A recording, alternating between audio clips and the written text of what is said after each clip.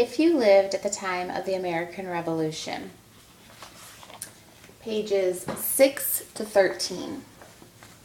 Have you ever wondered why the 4th of July is a holiday?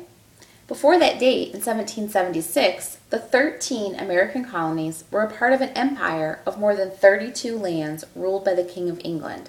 The Declaration of Independence, which was signed by members of Continental Congress on July 4th, 1776, showed that the colonies wanted to be free, but it took a war for this to actually happen.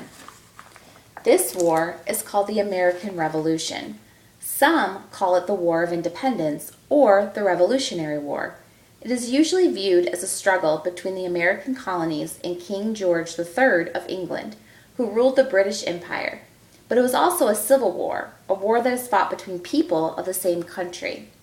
There were people from many different backgrounds living in the British American colonies. Not all of them thought that it was a good idea to break away from England. If you and your family remained loyal to the king, you were called loyalists. If you and your family wanted to be free from British rule, you were called patriots. What was life like before the Revolution? All 13 American colonies ruled by England were along the Atlantic Ocean. About 2.5 million people lived in the colonies. You could travel on the Boston Post Road from Boston to New York, then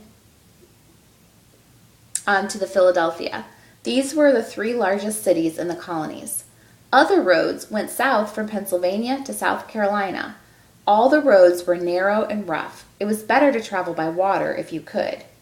Mail went by stagecoach between New York and Philadelphia, 3 times a week in spring and summer, and twice a week between Boston and Philadelphia. In fall and winter, service was less often. Each colony was interested only in its local problems. The colonies did not work well together. The area called New England included the colonies of Massachusetts, New Hampshire, Rhode Island, and Connecticut. Shipbuilding, fishing, hunting for whales, and buying and selling and shipping goods were important to these colonies. The middle colonies of New York, Pennsylvania, New Jersey, and Delaware had soil that was good for growing many different kinds of fruits and vegetables. So much wheat was grown in Pennsylvania and New York that they were called the breadbasket of the empire. In the South were the colonies of Maryland, Virginia, North Carolina, South Carolina, and Georgia. Here, tobacco was grown on large farms called plantations. In some areas, farmers grew rice and indigo plants used to make blue dye. What did colonial people look like? How they dressed? Most people made their own clothes at home. Boys wore the same kinds of clothes as grown men. Girls dressed like women.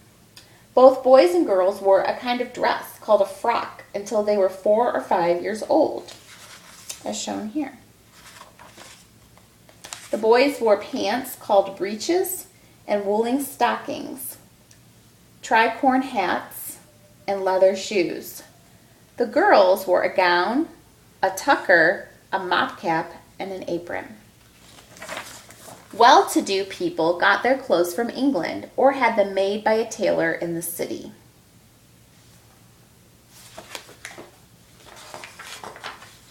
What were colonial houses like? This is an example of a farmhouse in Virginia. Light came from homemade candles and from the fireplace. A farmhouse might have 4 small rooms downstairs. 4 small rooms downstairs and 2 upstairs. The kitchen was sometimes in a separate building. Colonial houses did not have bathrooms inside to wash your hands and face. You poured water into a bowl. The toilet was outside in a separate little building called a necessary house or a privy. This is the end of this section.